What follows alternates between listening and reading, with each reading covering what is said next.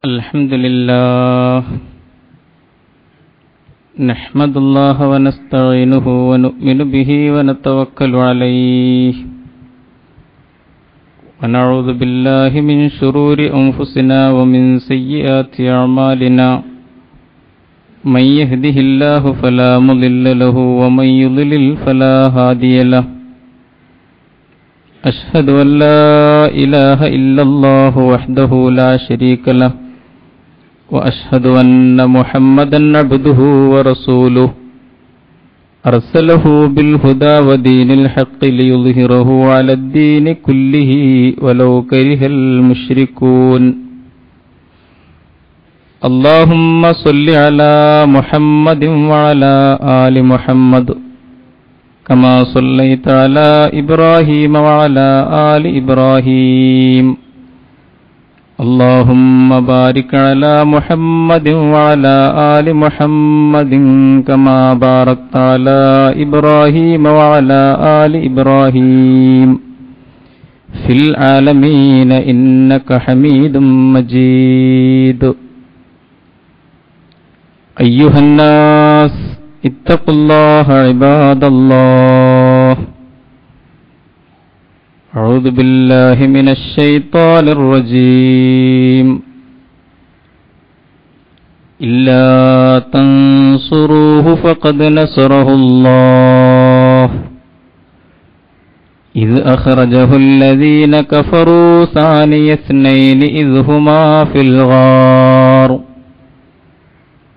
إذ يقول لصاحبه لا تحزن إن الله معنا فأنزل الله سكينته عليه وأيده بجنود لم تروها وجعل كلمة الذين كفروا السفلى وكلمة الله هي العليا والله عزيز حكيم.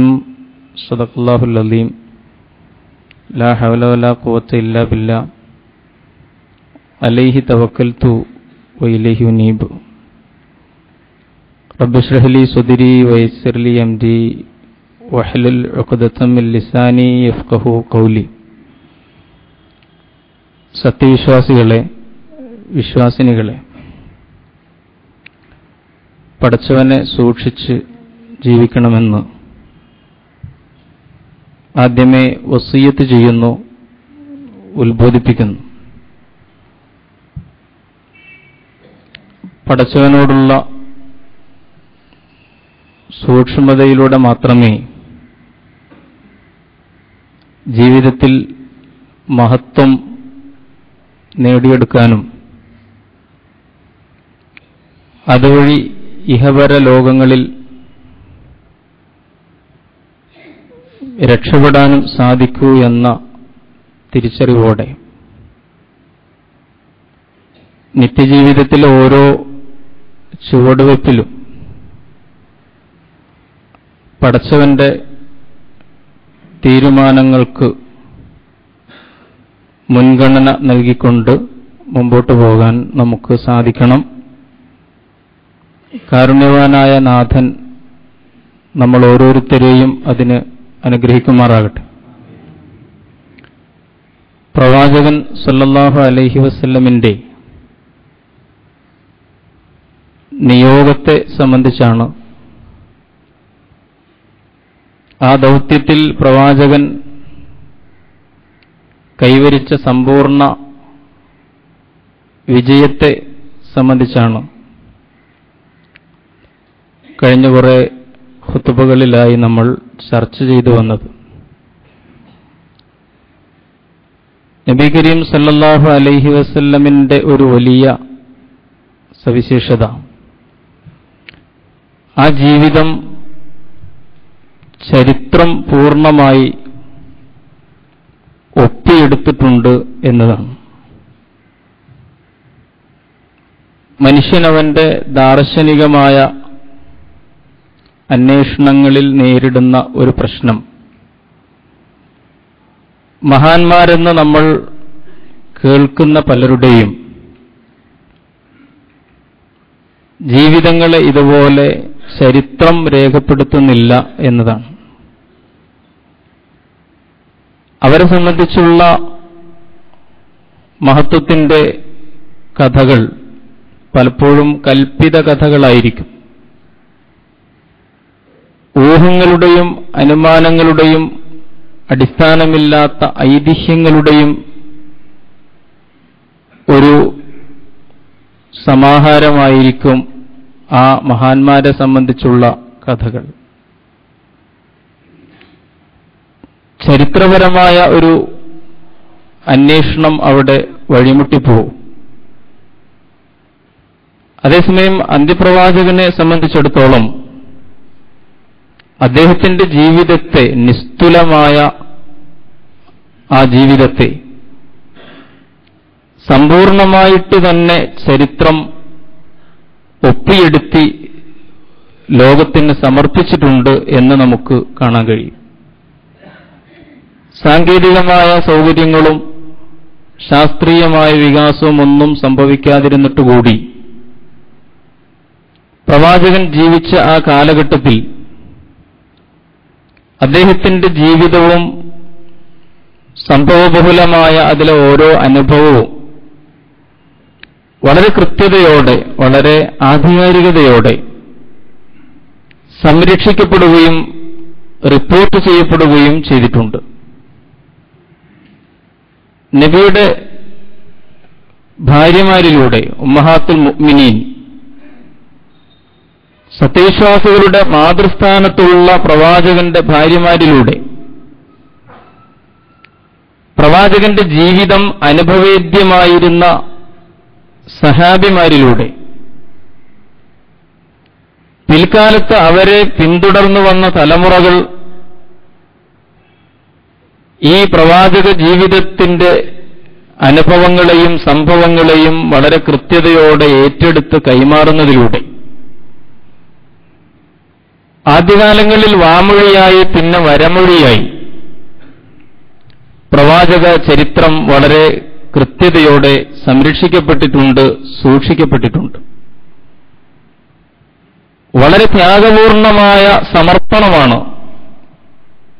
ഈ മേഖലയിൽ സഹാബെ കിറാമും താബിഈങ്ങളും അവരെ പിന്തുടർന്നു വന്ന താബിഈങ്ങളും മഹാന്മാരായ ഹദീസ് പണ്ഡിതന്മാരും കാഴ്ചവെച്ചത്. അബൂ ഹുറൈറ മുതൽ അൽബാനി വരെ എന്ന് വേണമെങ്കിൽ നമുക്ക് പറയാം. റസൂലിന്റെ മദീനത്തെ പള്ളിയുടെ വരാന്തയിൽ കഴിക്കാൻ ഭക്ഷണമില്ലാതെ, ധരിക്കാൻ വേണ്ടത്ര വസ്ത്രം പോലുമില്ലാതെ, ഒരു രണ്ടാം മുണ്ട് പോലുമില്ലാതെ ജീവിച്ചിരുന്ന അസ്ഹാബ് സുഫത്തുണ്ട്. അബൂ ഹുറൈറയും അബൂദറുൽ ഗിഫാരിയും ഒക്കെ അടങ്ങുന്ന സഹാബത്ത് നബിയുടെ ജീവിതത്തെ നിരീക്ഷിക്കാനും അത് മനസ്സിലാക്കാനും ലോകത്തിന് വേണ്ടി അത് റിപ്പോർട്ട് ചെയ്യാനും വേണ്ടി പ്രവാചകന്റെ പള്ളിയുടെ വരാന്തയിൽ മറ്റ് ഉപജീവന മാർഗങ്ങളൊക്കെ ഉപേക്ഷിച്ചുകൊണ്ട് ത്യാഗസുരഭിലമായി ജീവിതം നയിച്ച സഹാബത്ത്. അബൂ ഹുറൈറ പറഞ്ഞിട്ടുണ്ട്, ഞാൻ പലപ്പോഴും ജനങ്ങൾ പള്ളിയിൽ നിന്ന് പുറത്തേക്ക് ഇറങ്ങിപ്പോകുന്ന സന്ദർഭങ്ങളിൽ പലപ്പോഴും ഞാൻ ബോധരഹിതനായി വീണുപോയിട്ടുണ്ട്. ആളുകൾ പറയും അബൂ ഹുറൈറക്ക് അപസ്മാരം ബാധിച്ചു. സംഭവം എന്താണെന്ന് ചോദിച്ചാൽ വിശപ്പിന്റെ കാഠിന്യം കൊണ്ട് ഞാൻ വീണുപോകുന്നതാണ്. സഹാബിമാർ പരസ്പരം കരാർ ചെയ്യാറുണ്ടായിരുന്നു. ഞാനൊരല്പനേരം പ്രവാചകന്റെ മജ്‌ലിസിൽ നിന്ന് മാറി നിൽക്കുമ്പോൾ നീ നിർബന്ധമായും അവിടെ ഉണ്ടായിരിക്കണം. ഞാൻ പുറത്തുപോയ സമയത്ത് പ്രവാചകൻ പറഞ്ഞതും ചെയ്തതും നീ എനിക്ക് പറഞ്ഞു തരണം, അങ്ങോട്ടും ഇങ്ങോട്ടും. സർവോപരി അറബ് സമൂഹത്തിന്റെ അപാരമായ ഓർമ്മശക്തി, ഇതൊക്കെ പ്രവാചകന്റെ ജീവിതം സത്യസന്ധമായിട്ട് ലോകത്തിന്റെ മുമ്പിൽ സമർപ്പിക്കപ്പെടാൻ വലിയ സഹായകമായിട്ടുണ്ട് എന്നാണ് ഞാൻ സൂചിപ്പിച്ചത്. ഇത് വളരെ ലക്ഷ്യപൂർവമായിരുന്നു. എന്തുകൊണ്ട് അന്ത്യപ്രവാചകന്റെ ഈ ജീവിതചലനങ്ങൾ മുഴുവൻ ചരിത്രം ഒപ്പിയെടുത്ത് സൂക്ഷിച്ചു വെച്ചു? അതിനുള്ള സംവിധാനം ലോകത്തുണ്ടായി എന്ന് ചോദിച്ചാൽ അത് വളരെ ഉദ്ദേശ്യപൂർണമായിരുന്നു. അത് തമ്പുരാനായ നാഥന്റെ തീരുമാനമായിരുന്നു.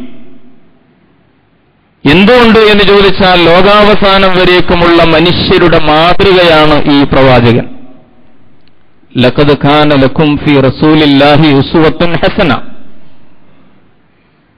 ഭൂമുഖത്തെ മനുഷ്യജീവിതത്തിന്റെ ഉദാത്തമായ മാതൃകയാണ് ഈ പ്രവാചകൻ. അള്ളാഹുവിന്റെ സ്നേഹം നിങ്ങൾക്ക് കരഗതമാകണമെങ്കിൽ പ്രവാചകനിലൂടെ മാത്രമേ മാർഗമുള്ളൂ. ഖുൽ ഇൻ കുൻതും തുഹിബ്ബൂനല്ലാഹ ഫത്തബിഊനി യുഹിബ്ബുകുമുല്ലാഹ്. അപ്പൊ ദൈവസ്നേഹത്തിന്റെ മാർഗം ഇതാണ്. അതുകൊണ്ടാണ് വമാ ആതാകുമുർ റസൂലു ഫഖുദൂഹു വമാ നഹാകും അൻഹു ഫന്തഹു. ദൈവദൂതൻ കൊണ്ടുവന്നതെന്തോ അതിനെ നിങ്ങൾ എടുക്കുക, അദ്ദേഹം വിലക്കിയതെന്തോ അതിൽ നിന്ന് നിങ്ങൾ വിട്ടുനിൽക്കുക. അദ്ദേഹം കൊണ്ടുവന്നത് എടുക്കണമെങ്കിൽ ആ കൊണ്ടുവന്നത് ഇവിടെ ഉണ്ടായിരിക്കണം, അത് ജനങ്ങളുടെ മുമ്പിൽ വ്യക്തമായിരിക്കണം. നബി കരീം സല്ലല്ലാഹു അലൈഹി വസല്ലമിന്റെ മാർഗദർശനമില്ലാതെ, ആ ജീവിതത്തിന്റെ വഴിവെളിച്ചമില്ലാതെ ദൈവിക ദർശനത്തിന്റെ പാതയിൽ ഇസ്ലാമിന്റെ ജീവിതത്തിൽ ഒരടി മുമ്പോട്ട് പോവുക സാധ്യമല്ല. ചില ആളുകൾ തെറ്റിദ്ധരിച്ചു പോയിട്ടുണ്ട്, ഖുർആൻ ഉണ്ടല്ലോ എന്ന്. എനിക്ക് ഖുർആൻ മതി, പ്രവാചകന് വേണ്ട. ഇങ്ങനെ ഒരാൾ തീരുമാനമെടുത്താൽ അയാൾക്ക് ഇസ്ലാമിക ജീവിതത്തിൽ അയാളുടെ പ്രാഥമിക ബാധ്യതകൾ പോലും നിർവഹിക്കുക സാധ്യമല്ല. വേഗം മനസ്സിലാകാൻ ഞാനൊരു ഉദാഹരണം പറയാം. ഒരാൾക്ക് അല്ലാഹുവിന്റെ വഴിയിൽ പ്രവേശിച്ചാൽ ആദ്യമായിട്ട് നിർബന്ധമായി തീരുന്ന കർമ്മപരമായ കടമ നമസ്കാരമാണല്ലോ, അയാളുടെ ഒന്നാമത്തെ ബാധ്യത. പക്ഷെ അയാൾക്ക് നമസ്കാരം നിർവഹിക്കണമെങ്കിൽ പ്രവാചകന്റെ മാർഗദർശനം അനിവാര്യമാണ്. അയാളുടെ കയ്യിലൊരു ഖുർആന്റെ പ്രതിയുണ്ട്, പരിഭാഷയുണ്ട്. അത് വായിച്ച് മനസ്സിലാക്കിയാൽ മതിയല്ലോ എന്ന് ലാഘവബുദ്ധിയോടുകൂടി അയാൾ ചിന്തിച്ചു. അയാളങ്ങനെ വായന തുടങ്ങി. വിശുദ്ധ ഖുർആൻ ഒന്നാമത്തെ അധ്യായം അൽ ഫാത്തിഹ ഒന്നാമത്തെ സൂക്തം മുതൽ ഖുർആൻ അവസാന അധ്യായം അന്നാസ് അവസാനത്തെ വചനം വരെ 6324 വചനങ്ങളിലൂടെ അദ്ദേഹം കടന്നുപോയി. പക്ഷേ നമസ്കാരം എങ്ങനെ നിർവഹിക്കണം എന്നതിനെക്കുറിച്ച് വെളിച്ചം അയാൾക്ക് ലഭിച്ചിട്ടില്ല. കാരണം അത് ഖുർആനിലല്ല പറയുന്നത്. നമസ്കാരം എത്ര നേരം, എത്ര റക്അത്തുകൾ എന്ന് വളരെ കൃത്യമായി സൂക്ഷ്മതയോടെ വിശദാംശങ്ങളോടെ വിശുദ്ധ ഖുർആൻ പറയുന്നില്ല. ഇഖാമത്തുസ് സ്വലാത്ത് വിശുദ്ധ ഖുർആൻ ഉയർത്തിപ്പിടിക്കുന്ന ഏറ്റവും വലിയ സ്തംഭമായിരിക്കെ തന്നെ അത് പ്രവാചകനാണ് വിശദീകരിച്ചു തരേണ്ടത്. നോമ്പിന്റെ കാര്യമാണെങ്കിലും സക്കാത്തിന്റെ കാര്യമാണെങ്കിലും ഇസ്ലാമിക ജീവിതത്തിലെ മറ്റേത് സുപ്രധാനമായ വിഷയങ്ങളിലും വിശുദ്ധ ഖുർആനിന്റെ ആധികാരിക വ്യാഖ്യാതാവായ പ്രവാചകന്റെ മാർഗദർശനം കൂടാതെ ഈ മാർഗത്തിൽ ഒരാൾക്ക് മുമ്പോട്ട് പോവുക സാധ്യമല്ല. വമാ ആതാകുമുർ റസൂലു ഫഖുദൂഹു വമാ നഹാകും അൻഹു ഫന്തഹു. ഏറ്റവും പ്രാഥമികമായ നമസ്കാരം പോലും. കാരണം വിശുദ്ധ ഖുർആനിന്റെ വെളിച്ചത്തിൽ അത് വിശദീകരിച്ചിട്ട് നബി പറഞ്ഞു. കർമ്മപരമായിട്ടത് സഹാബത്തിന്റെ മുമ്പിൽ കാണിച്ചു കൊടുത്തിട്ട് പറഞ്ഞു, സല്ലൂ കമാ റഅയ്തുമൂനി ഉസല്ലി. ഞാനിപ്പോ കാണിച്ചു തന്നില്ലേ, ഇതുപോലെ നിങ്ങളും ചെയ്യണം. പ്രവാചകന്റെ ഈ ചര്യ അതുകൊണ്ട് വളരെ ബോധപൂർവം, വളരെ ലക്ഷ്യപൂർവം പ്രപഞ്ചനാഥന്റെ തീരുമാനപ്രകാരമാണ് ഇങ്ങനെ സൂക്ഷിക്കപ്പെടുകയും സംരക്ഷിക്കപ്പെടുകയും ചെയ്തിട്ടുള്ളത് എന്ന് നമ്മൾ മനസ്സിലാക്കേണ്ടതുണ്ട്. പ്രവാചകന്റെ ജീവിതം കുറെ ആഴ്ചകളായിട്ട് നമ്മൾ ചർച്ച ചെയ്യുന്നു. അവസാനമായിട്ട് ഞാൻ സൂചിപ്പിക്കാൻ ആഗ്രഹിക്കുന്നത് നബി കരീം സല്ലല്ലാഹു അലൈഹി വസല്ലമിന്റെ ജീവിതത്തിലെ ചില സംഭവങ്ങൾ, 100 സംഭവങ്ങളുണ്ട്. ആ സംഭവങ്ങൾ ഓരോന്നും ഒരു സത്യവിശ്വാസിയെ സംബന്ധിച്ചിടത്തോളം അയാളുടെ നിരന്തരമായ പഠന വിഷയമാണ്. കാരണം അതാണ് നമ്മുടെ ജീവിതത്തിന്റെ മാതൃക എന്നതുകൊണ്ട്. അനശ്വരമായ മൂല്യമുള്ള നമ്മുടെ ജീവിതത്തിലേക്ക് വെളിച്ചം പ്രസരിപ്പിച്ചുകൊണ്ടിരിക്കുന്ന ചില രംഗങ്ങൾ മനുഷ്യനാഗരികതയുടെ ചരിത്രം ചെല്ലിട്ട് സൂക്ഷിച്ചിരിക്കുന്ന പ്രവാചക ജീവിതത്തിലെ ചില ചെറിയ സംഭവങ്ങളെ ഉദാഹരണമായിട്ട് ശ്രദ്ധയിൽപ്പെടുത്തിക്കൊണ്ട് ഈ വിഷയം അവസാനിപ്പിക്കുകയാണ്. നബി കരീം സല്ലല്ലാഹു അലൈഹി വസല്ലമിന്റെ ജീവിതത്തിലെ ഒരു സംഭവം ഖുർആൻ 9-ാം അധ്യായം അത്തൗബ 40-ാമത്തെ വചനത്തിൽ അല്ലാഹു പരാമർശിക്കും. ഇല്ലാ തൻസുറുഹു ഫഖദ് നസ്റഹുല്ലാ. നിങ്ങൾ അദ്ദേഹത്തെ സഹായിച്ചില്ലെങ്കിൽ, സഹായിക്കുന്നില്ലെങ്കിൽ വേണ്ട, പടച്ചവൻ അദ്ദേഹത്തെ സഹായിച്ചിട്ടുണ്ട്. ഇത് അഖ്റജഹുല്ലദീന കഫറൂ സാനിയ സ്നൈനി ഇദ് ഹുമാ ഫിൽ ഗാർ. സത്യനിഷേധികളായ മക്കക്കാർ അദ്ദേഹത്തെ പുറത്താക്കിയപ്പോൾ രണ്ടിലൊരാളായിട്ട് അദ്ദേഹം ആ ഗുഹയിലിരുന്ന സമയത്ത് ഇദ് യഖൂലു ലിസാഹിബിഹി ലാ തഹ്സൻ ഇന്നല്ലാഹ മഅനാ. അദ്ദേഹം തന്റെ സഖാവിനോട് പറഞ്ഞു, ലാ തഹ്സൻ, താങ്കൾ ദുഃഖിക്കാതിരിക്കുക, ഇന്നല്ലാഹ മഅനാ, തീർച്ചയായും പടച്ചവൻ നമ്മോടൊപ്പമുണ്ട് എന്നദ്ദേഹം തന്റെ സഖാവിനെ സാന്ത്വനിപ്പിച്ചപ്പോൾ ഫഅൻസലല്ലാഹു സകീനതഹു അലൈഹി, അപ്പോൾ അദ്ദേഹത്തിന്റെ മേൽ അല്ലാഹു ശാന്തി ഇറക്കി. വഅയ്യദഹു ബിജുനൂദിൻ ലം തറൗഹ, നിങ്ങൾക്ക് കാണാൻ കഴിയാത്ത പട്ടാളത്തെ കൊണ്ട് അദ്ദേഹത്തെ അല്ലാഹു ബലപ്പെടുത്തി. വജഅല കലിമത്തല്ലദീന കഫറു സുഫ്ല, നിഷേധികളുടെ ധിക്കാരികളുടെ വചനത്തെ, ആദർശത്തെ, പ്രസ്ഥാനത്തെ അല്ലാഹു താഴ്ത്തിക്കളഞ്ഞു, പതിതമാക്കി കളഞ്ഞു. കലിമത്തുല്ലാഹി ഹിയൽ ഉല്യ, അല്ലാഹുവിന്റെ വചനത്തെ ആകട്ടെ അവൻ അത്യുന്നതമാക്കി. അല്ലാഹു അസീസുൻ ഹക്കീം, അല്ലാഹു യുക്തിജ്ഞനാണ്, അവൻ പ്രതാപശാലിയാണ് എന്ന് ഖുർആൻ ഒരു സംഭവത്തെ സൂചിപ്പിക്കുന്നു. കേട്ടപ്പോൾ തന്നെ നിങ്ങൾക്കൊക്കെ മനസ്സിലായിട്ടുണ്ട് ഇതേതാണ് ഈ സംഭവമെന്ന്. അല്ലാഹുവിന്റെ തീരുമാനപ്രകാരം പ്രവാചകൻ ഹിജ്റ പോയ സന്ദർഭത്തിൽ മക്കയുടെ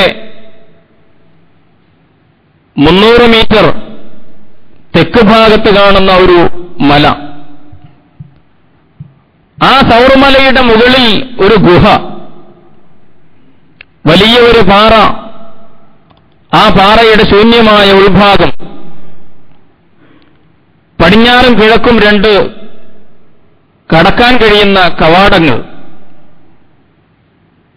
അതിൽ പടിഞ്ഞാറേ കവാടത്തിലൂടെ പ്രവാചകനും സിദ്ദീഖുൽ അക്ബറും പ്രവേശിക്കുന്നു ഹിജ്റ പോകുന്ന വഴിയിൽ. 3 ദിവസമാണ് റസൂലും തന്റെ സഹാബിയും കൂടി ആ ഗുഹയിൽ ഒളിച്ചിരുന്നത്. പ്രവാചകനെ സംരക്ഷിക്കാനുള്ള ബാധ്യത അല്ലാഹു സൗർഗുഹയ്ക്ക് നൽകി എന്നർത്ഥം. ശത്രുക്കൾ പരക്കം പാഞ്ഞ കഥ നമുക്കറിയാം. എങ്ങനെയെങ്കിലും മുഹമ്മദിന്റെ തല കൊണ്ട് എന്ന് കൊടുത്താൽ ഇനാമായി പ്രഖ്യാപിക്കപ്പെട്ട അമൂല്യമായ സമ്മാനങ്ങൾ ലഭിക്കുമല്ലോ എന്ന് ചിന്തിച്ചുകൊണ്ട് അറബികളിലെ സാഹസികരായ യുവാക്കൾ 4 ദിക്കിലും ഓടിപ്പായുകയാണ്. അവരെ ചിലർ ഈ സൗർമലയിലെത്തി, ഗുഹാമുഖത്തെത്തി. അവർ സംസാരിച്ചുകൊണ്ടിരിക്കുകയാണ്. ഉള്ളിലിരുന്ന് സിദ്ദീഖുൽ അക്ബർ കേൾക്കുന്നുണ്ട്, പ്രവാചകനും കേൾക്കുന്നുണ്ട്. അബൂബക്കറിന് പേടിയായി. നളർത്തു ഇലാ അഖ്ദാമിൽ മുശ്രിക്കീന അലാ റൂസിന, ഞങ്ങളുടെ തലകൾക്ക് മീതെ തൂങ്ങി നിൽക്കുന്ന, ഈ ഓരിപ്പിടിച്ച വാളുമായി നിൽക്കുന്ന സാഹസികരായ ശത്രുക്കളുടെ വാൾത്തലപ്പുകൾ ഞങ്ങൾക്ക് കാണാം. ഞാൻ പേടിച്ചുപോയി. സിദ്ദീഖുൽ അക്ബർ ചോദിച്ചു നബിയോട്, അല്ലാഹുവിന്റെ റസൂലേ, അവരെങ്ങാനും ഒന്ന് കുനിഞ്ഞു നോക്കിയാൽ നമ്മൾ പിടിക്കപ്പെടുമല്ലോ എന്ന്. ആ സന്ദർഭത്തിൽ പ്രവാചകൻ സല്ലല്ലാഹു അലൈഹി വസല്ലം ചോദിക്കുകയാണ്, യാ അബൂബക്കർ മാ ലന്നുക ബിസ്നൈൻ അല്ലാഹു സാലിസുഹുമാ. അല്ലാഹു മൂന്നാമനായിട്ടുള്ള രണ്ടാളെ സംബന്ധിച്ചാണോ അബൂബക്കറെ താങ്കൾ ഇങ്ങനെ പറയുന്നത്? താങ്കൾ എന്താണ് ചിന്തിക്കുന്നത്? ലാ തഹ്സൻ ഇന്നല്ലാഹ മഅനാ. ഒരിക്കലും താങ്കൾ ദുഃഖിക്കരുത്, കാരണം നിശ്ചയമായും അല്ലാഹു നമ്മോടൊപ്പമുണ്ട്. അല്ലാഹു അവരെ രക്ഷിച്ചു എന്ന് നമുക്കറിയാം. ഞാൻ സൂചിപ്പിച്ചത് പ്രവാചകൻ പറഞ്ഞ ഈ വാക്കുകൾ ഖുർആൻ ഉദ്ധരിക്കുകയാണ്. ലാ തഹ്സൻ ഇന്നല്ലാഹ മഅനാ. അല്ലാഹു നമ്മോടൊപ്പമുണ്ട് തീർച്ച, അതുകൊണ്ട് ദുഃഖിക്കാതിരിക്കുക. ജീവിതത്തിൽ വളരെ സങ്കീർണമായ വിഷമസന്ധികളിലൂടെ കടന്നുപോകുന്നു. അങ്ങേയറ്റം നോവിക്കുന്ന അനുഭവങ്ങളുണ്ടാകുന്നു. വളരെ പ്രയാസപ്പെടുത്തുന്ന സംഭവങ്ങൾ നമ്മുടെ ജീവിതത്തിൽ, നമ്മുടെ കുടുംബത്തിൽ ഉണ്ടാകുന്നു. മക്കളെ സംബന്ധിച്ചോ നമ്മുടെ സാമ്പത്തിക സ്ഥിതിയെ സംബന്ധിച്ചോ ഒക്കെ ബാധിക്കുന്ന ഒരുപിടി പ്രശ്നങ്ങൾ. ഇങ്ങനെയുള്ള പ്രശ്നങ്ങൾ മനസ്സിനെ അലട്ടിക്കൊണ്ടിരിക്കുന്ന സന്ദർഭത്തിൽ ബുദ്ധിയുടെ വഴിയെ ആലോചിച്ചിട്ട് ഒരു പരിഹാരവും കാണാതെ വിഷണ്ണരായി നിൽക്കുന്ന സന്ദർഭത്തിൽ, വലിയ പാറകൾ പോലെ, പർവ്വതങ്ങൾ പോലെ ജീവിതത്തിന്റെ മുമ്പിൽ പ്രതിസന്ധികൾ രൂപപ്പെട്ട് കിടക്കുന്ന സന്ദർഭത്തിൽ സത്യവിശ്വാസിയായ മനുഷ്യ പ്രവാചകനെ അനുകരിച്ചുകൊണ്ട് ഉൾക്കൊണ്ടുകൊണ്ട് സന്നിഗ്ധതയുടെ ആ വേളയിൽ ലാ തഹ്സൻ ഇന്നല്ലാഹ മഅനാ എന്നുറപ്പിക്കാൻ നിനക്ക് കഴിയുമോ? ദുഃഖിക്കാതിരിക്കുക. പ്രപഞ്ചനാഥൻ നമ്മോടൊപ്പമുണ്ട്. മകന്റെ രോഗമാകാം, കുഞ്ഞിന്റെ അസുഖം. ഒരുപാട് ഡോക്ടർമാരെ സമീപിച്ചു, ആശുപത്രികൾ കയറിയിറങ്ങി,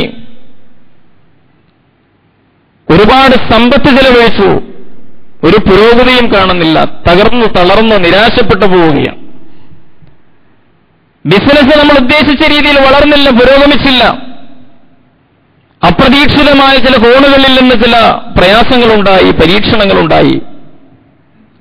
പുതുതായി ഒരുപാട് സ്വപ്നങ്ങളോടെ തുടങ്ങിവെച്ച സംരംഭം പരാജയപ്പെട്ടു പോവുകയാണ്. എല്ലാമായ ഭാര്യ മരണപ്പെട്ടു പോവുകയാണ്. എത്രയോ അനുഭവങ്ങൾ. തലനാരിഴക്ക് പലപ്പോഴും അപകടങ്ങളിൽ നിന്ന് രക്ഷപ്പെടുന്നു നമ്മൾ. ചിലപ്പോൾ അപകടത്തിൽ പെടുന്നു, പരിക്കേൽക്കുന്നു. ഇങ്ങനെ സമാധാനിക്കുവാൻ, ഇങ്ങനെ ചിന്തിക്കുവാൻ സത്യവിശ്വാസികളെ നിങ്ങൾക്ക് കഴിയുമോ? ഇത് യഖൂലു ലിസാഹിബിഹി ലാ തഹ്സൻ ഇന്നല്ലാഹ മഅനാ. ദുഃഖത്തിലേക്ക് വീഴല്ലേ, നിരാശയിലേക്ക് പോകല്ലേ. കാരണം നിരാശ നിഷിദ്ധമാണ്. നിരാശ ധിക്കാരികൾക്കും നിഷേധികൾക്കും പറഞ്ഞിട്ടുള്ളതാണ്. സത്യവിശ്വാസികളാകട്ടെ എപ്പോഴും അല്ലാഹുവിൽ പ്രതീക്ഷയർപ്പിക്കുന്നവരാണ്. ലഖദ് കാന ലക്കും ഫീ റസൂലില്ലാഹി ഉസ്വത്തുൻ ഹസനത്തുൻ ലിമൻ കാന യർജുല്ലാഹ വൽ യൗമൽ ആഖിർ. പടച്ചവനിലും പരലോകത്തിലും പ്രതീക്ഷയർപ്പിക്കുന്നവരെ സംബന്ധിച്ചിടത്തോളം ഈ പ്രവാചകനിൽ ഉദാത്തമായ മാതൃകയുണ്ട്. പണ്ട് ചെങ്കടലിന്റെ തീരത്ത് മൂസ അലൈഹിസ്സലാം, തൊട്ടു മുമ്പിൽ ഫിർഔനും അനുയായികളും, തൊട്ടു പിന്നിൽ ഫിർഔനും അനുയായികളും, മുമ്പിൽ ചെങ്കടൽ.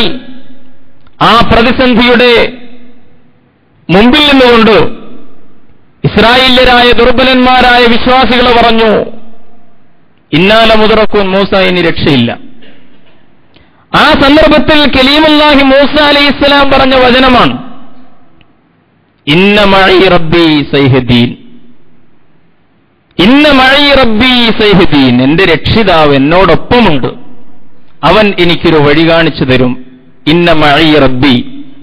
റബ്ബിന്റെ ഈ മഈയത്ത്, രക്ഷിതാവിന്റെ ഈ സാമീപ്യം, ഇതാണ് യഥാർത്ഥത്തിൽ ഇന്ന് ലോകത്തിന് നഷ്ടപ്പെട്ടു പോയത്.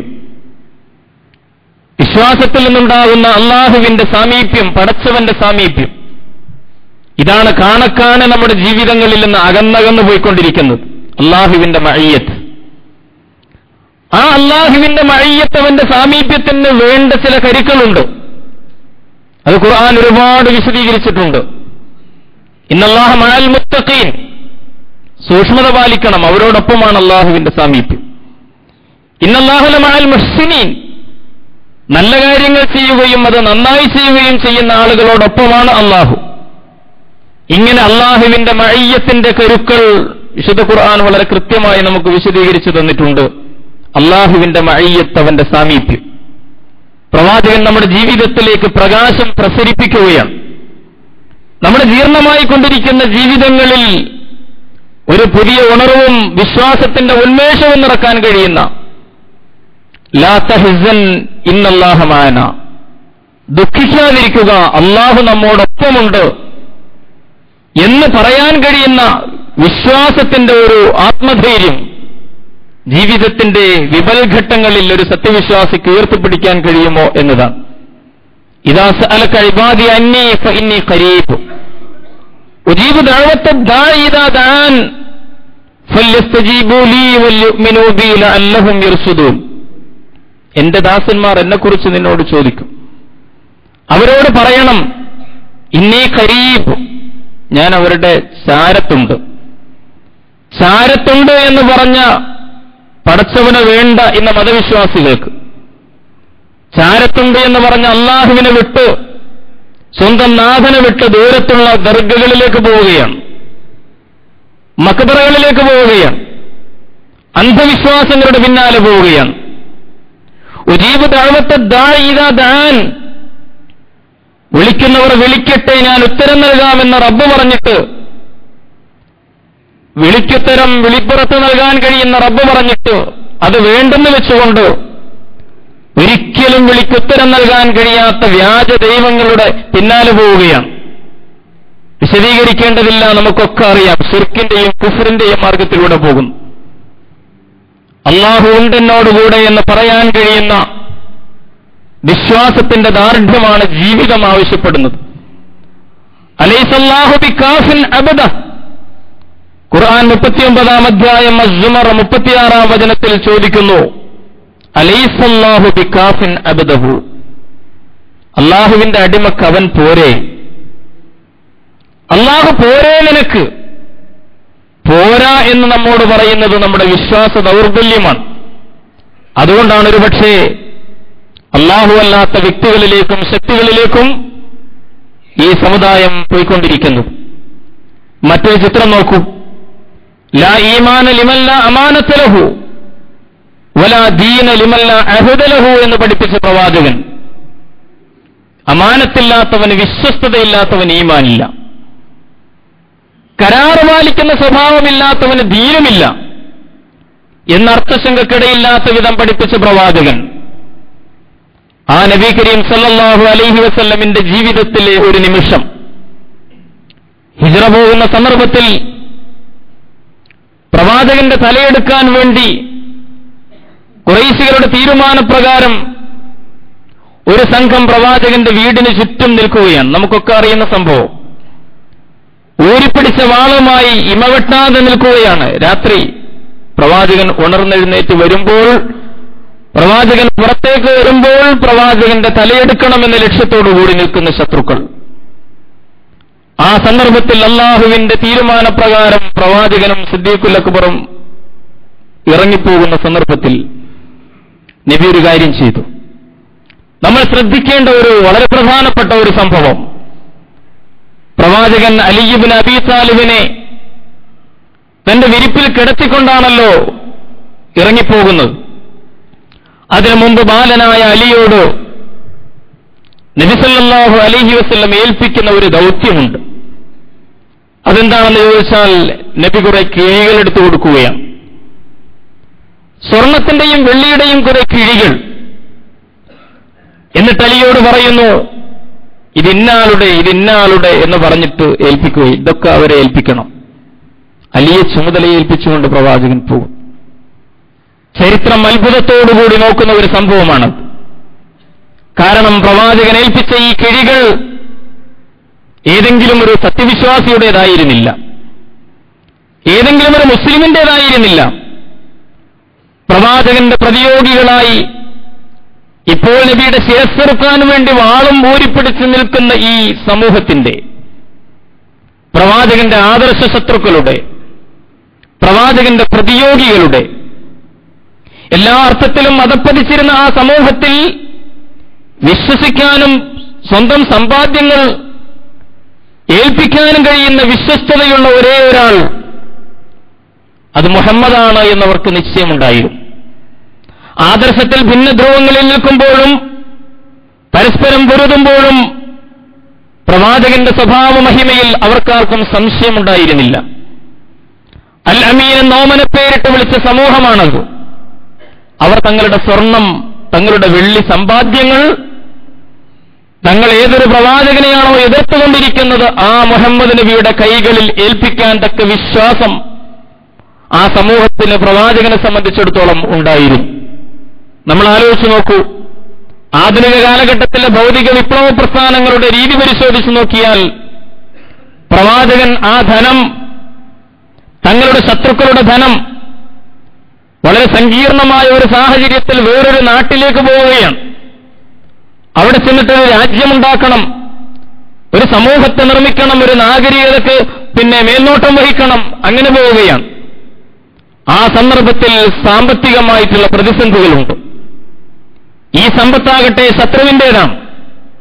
എന്നാൽ ഇത് പുതിയ ദേശത്തിന്റെ നിർമ്മാണത്തിന് ഉപയോഗപ്പെടുത്താം എന്ന ഒരു പ്രായോഗിക ചിന്ത പ്രവാചകന്റെ മനസ്സിലേക്ക് കടന്നുപോകുന്നില്ല. കാരണം എത്ര വലിയ പ്രതിസന്ധിയിലും സങ്കീർണതയിലും മനുഷ്യ സമൂഹം ഉയർത്തിപ്പിടിക്കേണ്ട ചില മൂല്യങ്ങളുണ്ട്, ചില ധാർമ്മികമായ നിയമങ്ങളുണ്ട്. അതേത് സാഹചര്യത്തിലും ഉയർത്തിപ്പിടിക്കണമെന്ന സന്ദേശമാണ് ലോകത്തിന്റെ മുമ്പിൽ പ്രവാചകൻ നൽകിയത്. ആ കിഴികളൊക്കെ അലിയെ ഏൽപ്പിച്ചുകൊണ്ട് അതെല്ലാം അതിന്റെ അർഹതപ്പെട്ട ആളുകൾക്ക് കൊടുക്കണമെന്ന് പറഞ്ഞുകൊണ്ട് നബി കരീം സല്ലല്ലാഹു അലൈഹി വസല്ലം പോകുന്നു. ഇതൊരു വലിയ സന്ദേശമാണ്. ഈ സന്ദേശം വരുന്ന നമ്മുടെ സമൂഹം, നമ്മുടെ കാലഘട്ടം ഞാൻ വിശദീകരിക്കേണ്ടതില്ല. വിശ്വസ്തത എന്ന് പറയുന്നത്, അമാനത്ത് എന്ന് പറയുന്നത് വംശനാശം സംഭവിച്ചുകൊണ്ടിരിക്കുന്ന ഒരു കാലഘട്ടത്തിലാണ് നമ്മൾ ജീവിക്കുന്നത്. പ്രവാചകൻ പ്രവചിച്ചതുപോലെ ഖൈറുക്കും ഖർനീ സുമ്മല്ലദീന യലൂനഹും സുമ്മല്ലദീന യലൂനഹും, സഹാബത്തെ നിങ്ങൾ, എന്നോടൊപ്പമുള്ള നിങ്ങൾ, ഇതാണ് ഏറ്റവും നല്ല സമൂഹം. ഇതിന് ശേഷം വരുന്ന സമൂഹം നിങ്ങളെ പിന്തുടർന്നു വരുന്ന അടുത്ത തലമുറ, പിന്നെ അതിനെ തുടർന്നു വരുന്ന തലമുറ. ഈ 3 തലമുറകളാണ് ഏറ്റവും നല്ലത് എന്ന് പഠിപ്പിച്ചിട്ട് റസൂൽ പറഞ്ഞു, സുമ്മ യകൂന ബഅദഹും ഖൗമുൻ, അതിനുശേഷം സമൂഹങ്ങൾ വരും.